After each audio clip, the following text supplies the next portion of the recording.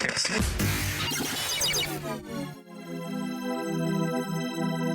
demystify what goes on behind the therapy room door.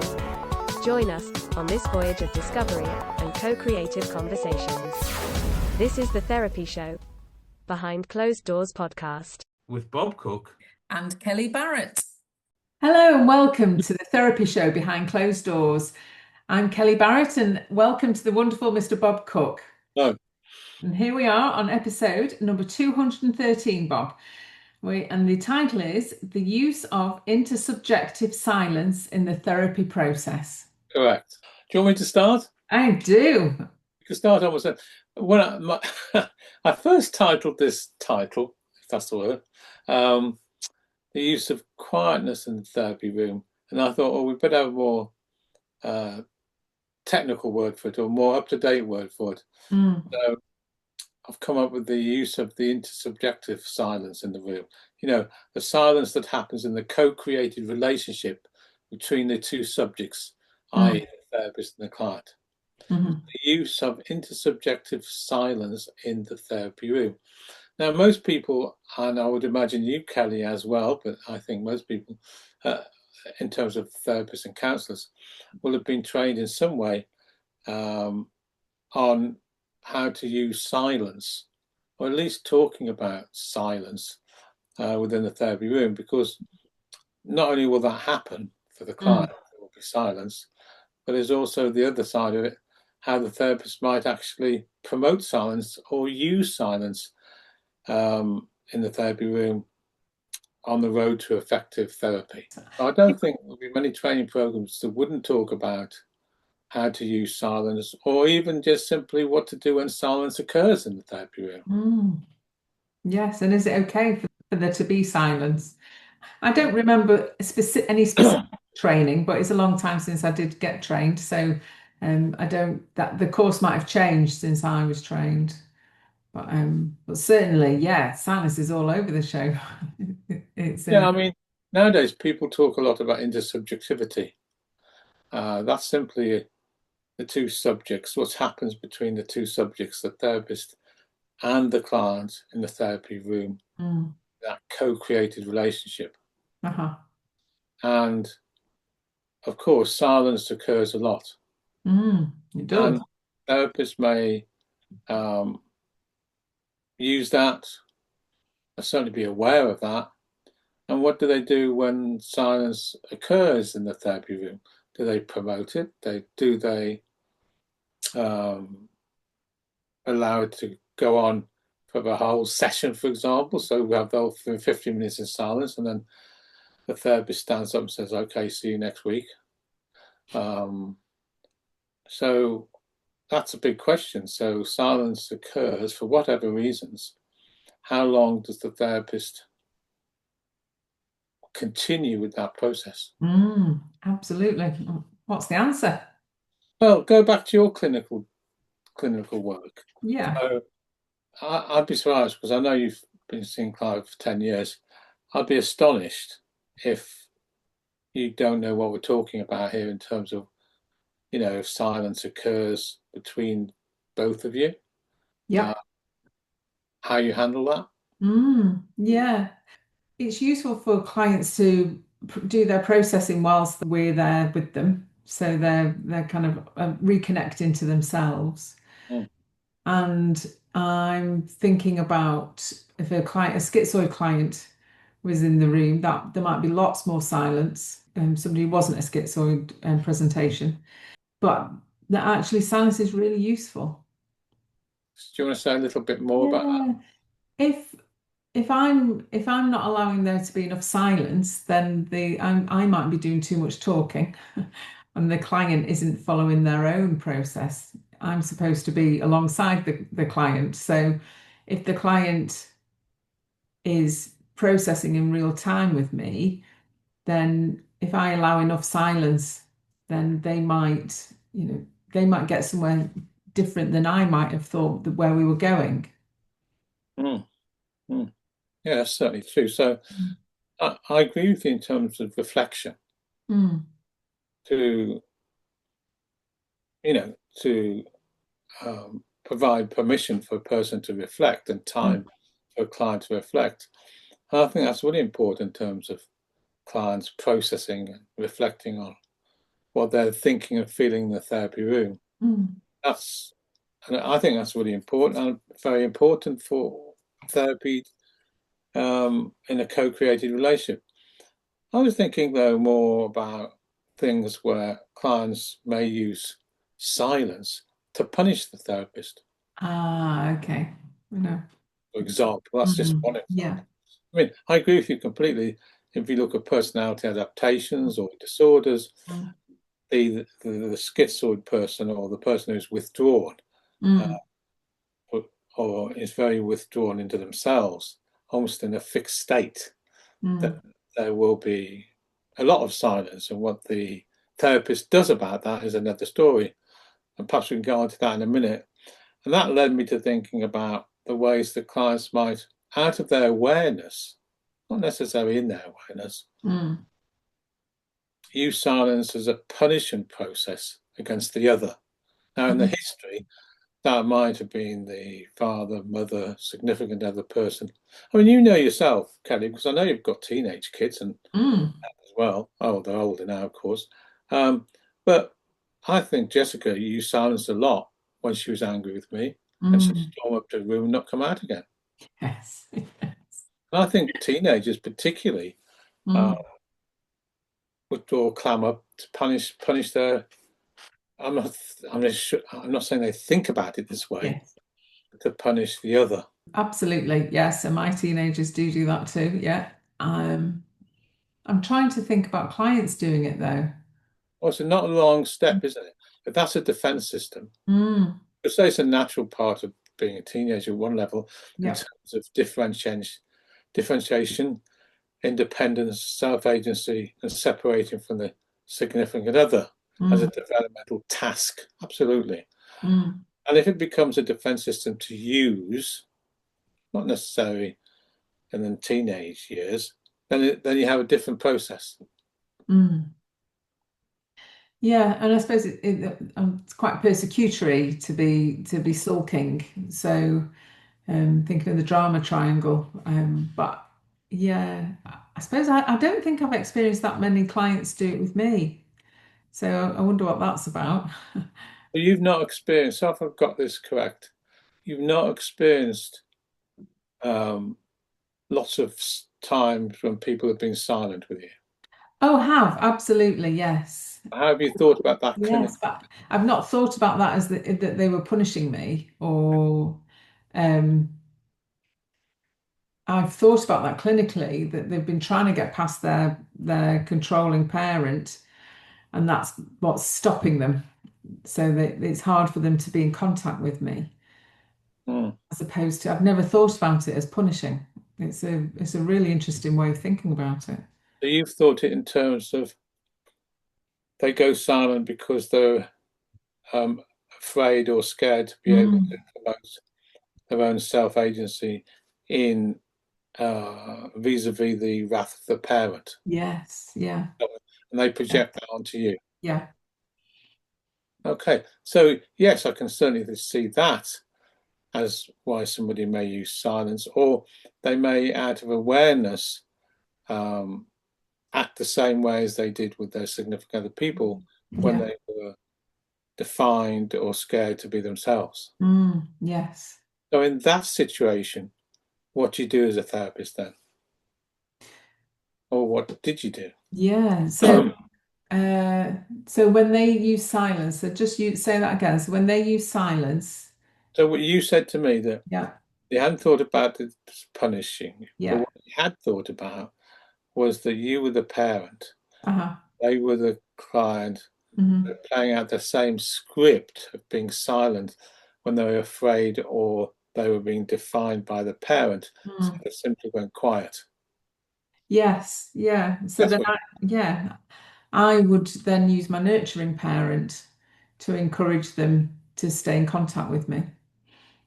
So you'd say things like, well, I don't know if you would say this, something like, well, I'm not your mum and dad in this situation. It's really okay for you to tell me what you're feeling and thinking. Do you mean something like that? Yes, yeah. So so that I'm not the parent, and we can have a different kind of interaction.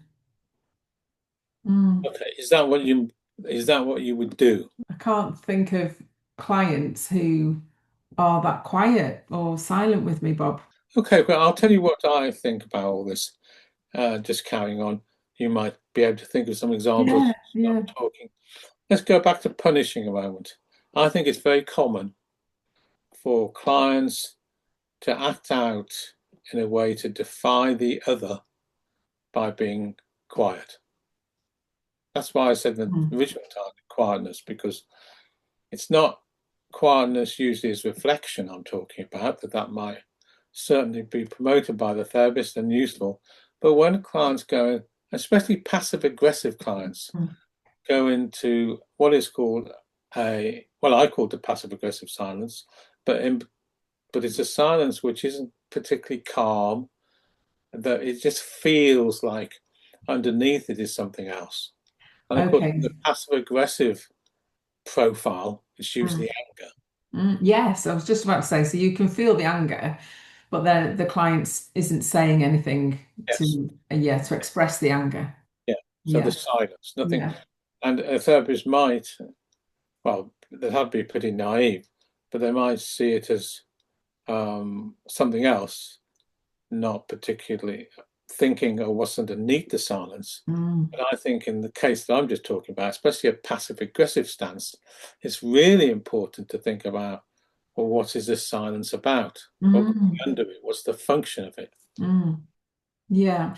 I might, depending on how long that went on for, I might say I feel like you're really angry and I'm not sure what Yeah, that's about. yeah, yeah. Mm. I could imagine you saying that. Yeah. Yeah. So I would name it and bring it into the room and see if we can start working through it. Mm. And I think on this example, I'm going to go into some more though. It's a very fine clinical judgment Mm. how long you allow that silence in this Mm. passive aggressive profile I'm talking about Mm. to continue.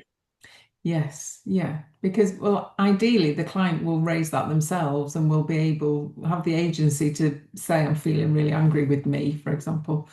So, and they would do it themselves. But if they don't do it, then yeah, I would step in and bring it up. Hmm. How would you like wait, what, half an hour or something? Oh no, not at all. Yeah, probably minutes and You'll see. be quite quick in that, Yes, I would be quite quick. in Yeah, that yeah.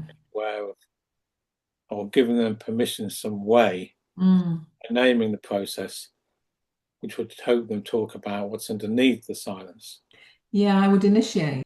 I would be moving towards them to try and initiate, well, yeah, a process with them, the conversation. So, yeah, I wouldn't leave them for a very long time.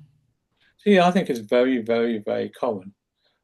Not only passive aggressive clients, but people who sort of go to the developmental level of teenagers Mm. go quiet. Yes, yeah. And then that's why when you're working with teenagers, often counselors and therapists are taught to be more directive Mm. because they slam up or they Yes, go they quiet. climb up. Yeah. So therapists then are either more directive or take what you just talked about, which is to name the process and see Mm. where it goes. Yeah. Mm. Yeah, because it's okay to be angry. So if they're angry about something, then that's a really useful, rich bit of information. So in that example, you would name the process. Yes. Go back to what I'm talking about, clients who punish therapists Mm. because that's what they did in their history Mm. as a way to push the other person away, Mm. for example. Yeah. You do the same thing. Would you say something like, yeah, where we haven't talked for a while, is this, are you pushing me away or attempting to punish me? I did that. I would name the process. Mm. I was felt I was being punished or for whatever reason. Mm. Maybe something had happened the last session or Yeah. not. Mm. Or I felt I was being pushed away, I would name that process as well. Yeah, it's fascinating. Yes, I would too. I absolutely would. And yeah, I don't think I think of it in terms of the client pushing me away. Yeah, I think of it as them avoiding me, and it's the same thing, I guess, but it's them. It feels like it's a different. Oh, the action is different. So there's a pushing away as opposed to a sidestepping. But but yes, I would definitely name it. Mm, mm.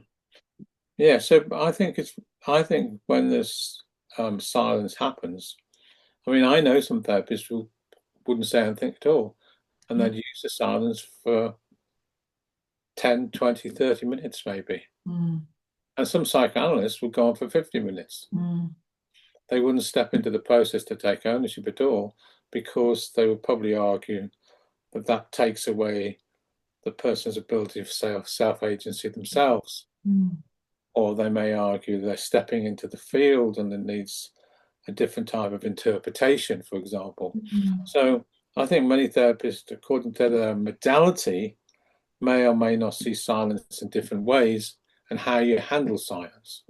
Yes, I've got a friend who's a person-centered counsellor, and we were talking once, and she had a client who was quiet for a few sessions, but still kept coming and was quiet, and and the other therapist thought actually, how useful that was for the client because the client kept coming, but needed this, felt that she needed the silence. So yeah, different modalities have different ways of So addressing. did your friend wait the whole 50 minutes? I'm not sure, but I think there was probably a lot of yes, I think maybe the majority was silence. Mm, mm. Because there's another way of looking at this as well, Mm, a counter-transference position.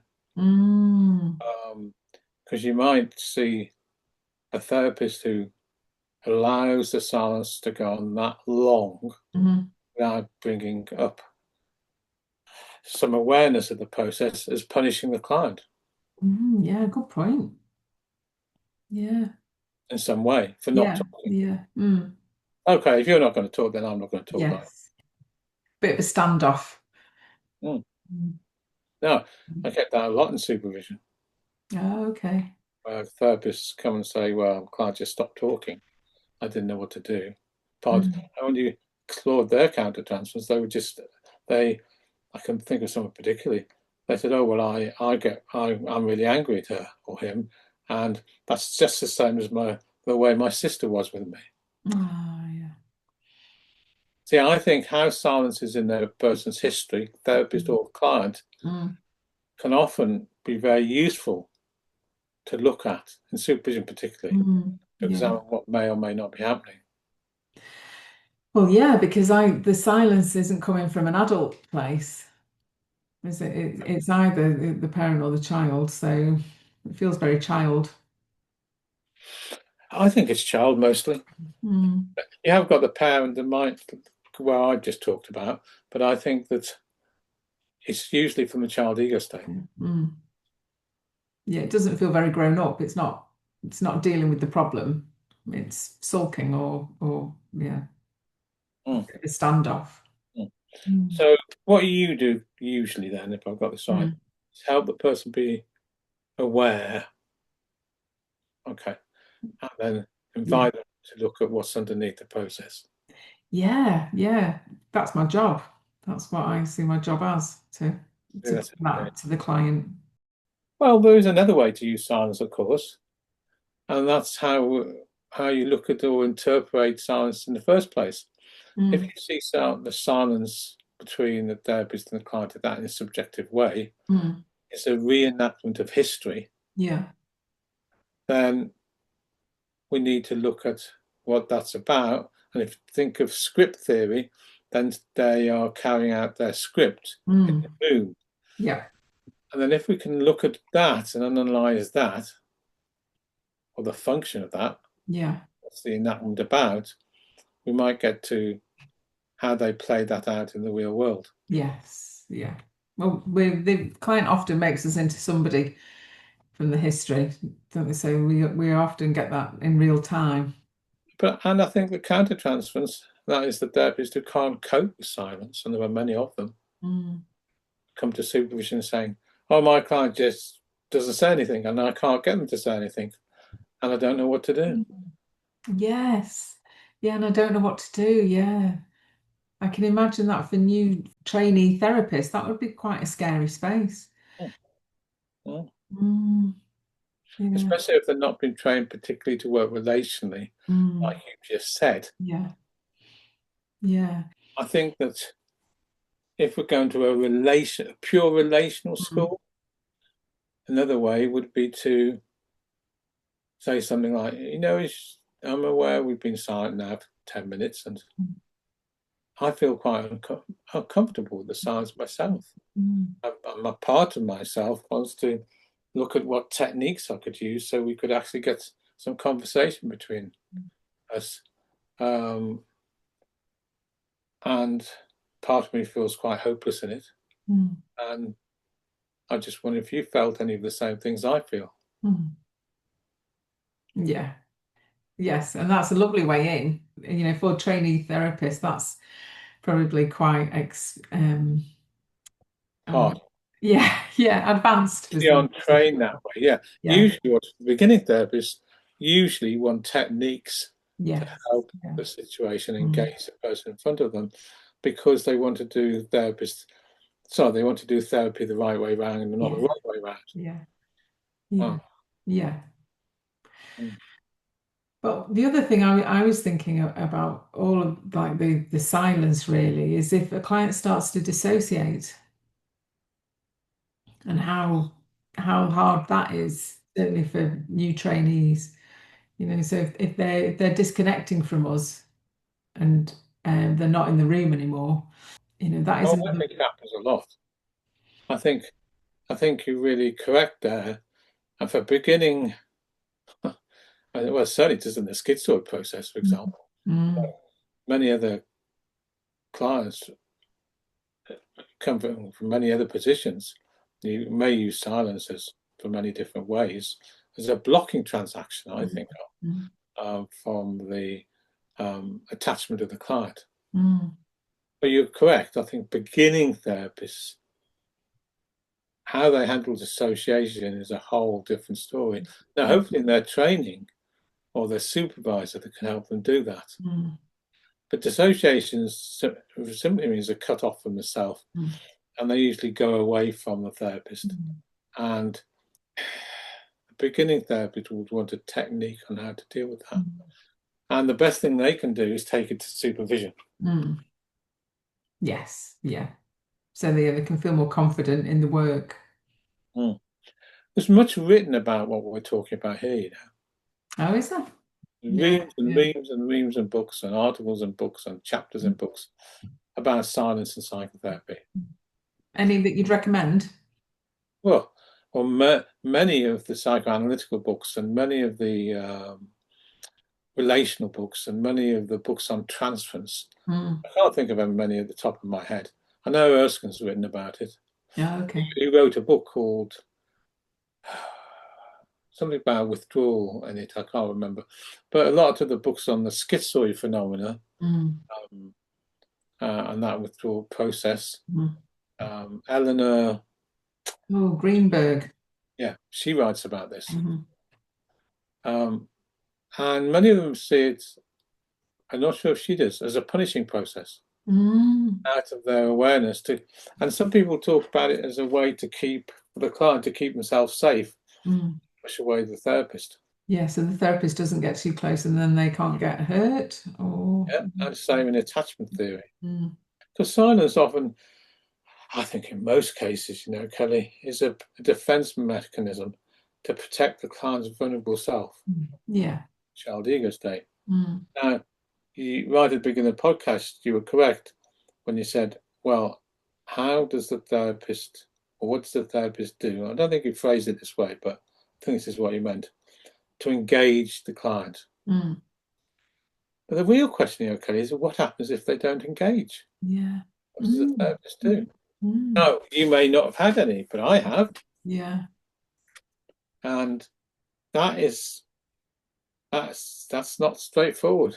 No, and I felt a little bit of like, ooh, like, yeah, I've not had anyone that's not come in and not engaged with me. So no. So what did you do? I've had a few. So I remember with one person after when did they stop talking? Oh, I've done lots of things. Some things I think were really crass. But I remember with one client, I decided to read the newspaper instead. And I said, I see, so you want to be quiet. Is it okay if I just read the newspaper then? For example, Yeah. that Wow. was to promote it's what you're talking about, how you can promote something. Mm. Now, I didn't think that was a particularly good intervention by me. I think I completely missed, this was my early days, the whole aspect of shame. Mm. Because people, when they feel shame, usually shrivel up and Uh-huh. may go very quiet Mm. and silent from a ashamed position. Mm. Now, I Mm. don't know how successful I've been actually using people who just decided not to talk altogether. Mm. But it's really interesting that they'd come into therapy and not talk. What's never happened in the beginning. This Mm. is usually a transferential process, actually. Mm. Later on, when we're working with our child ego state. Mm. Okay, so it's a bit further down the line. Yeah, that makes more sense. Yeah, and also think of sexual abuse, ritual Mm, abuse, any of yes. those. Yeah. They often, clients often go very quiet, if you like, or Mm. silent to protect their Mm. vulnerable self. Yeah. Yes, and I've had lots of clients in that scenario. Yes.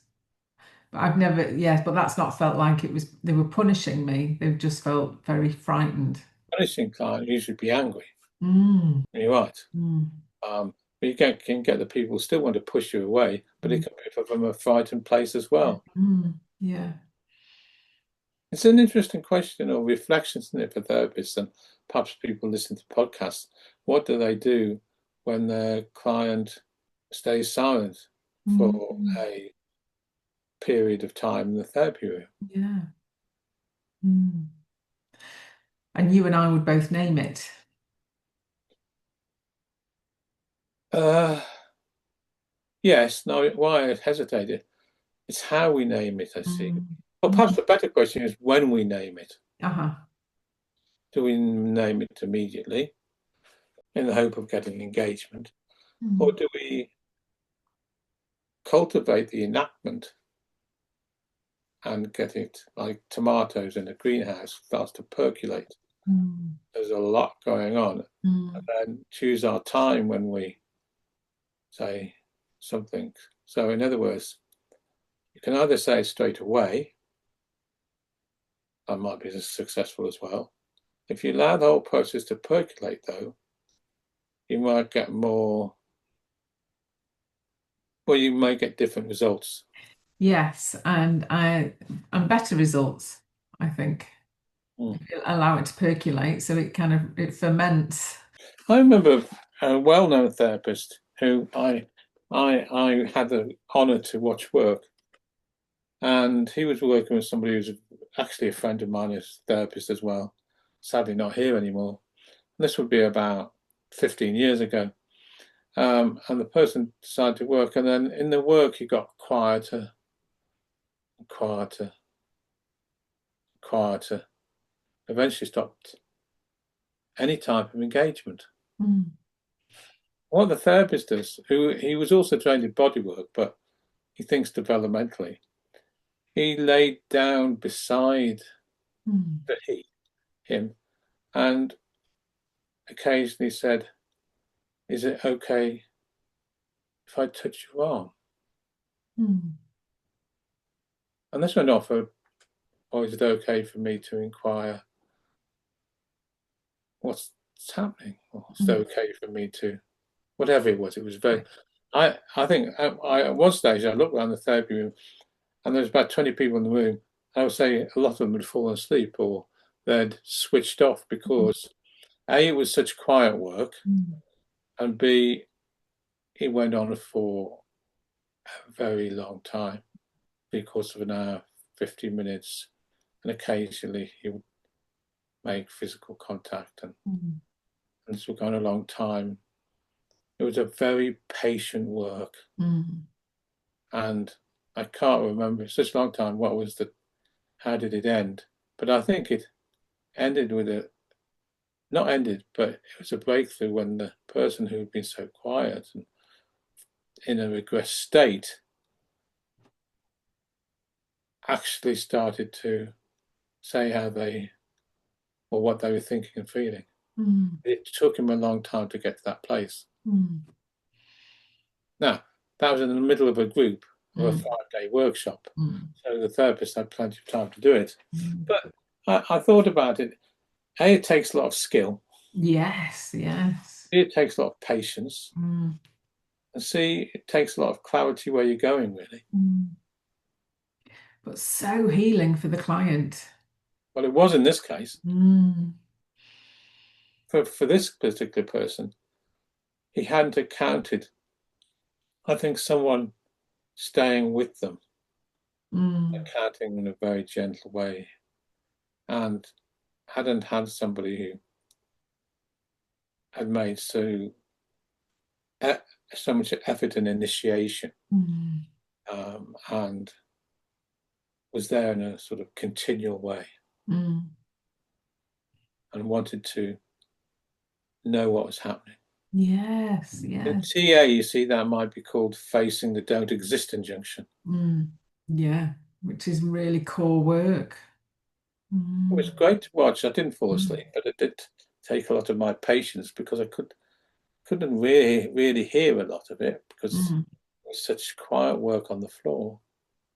But it taught me a lot as a client, as a therapist. Yeah, that is literally the therapist getting alongside the client.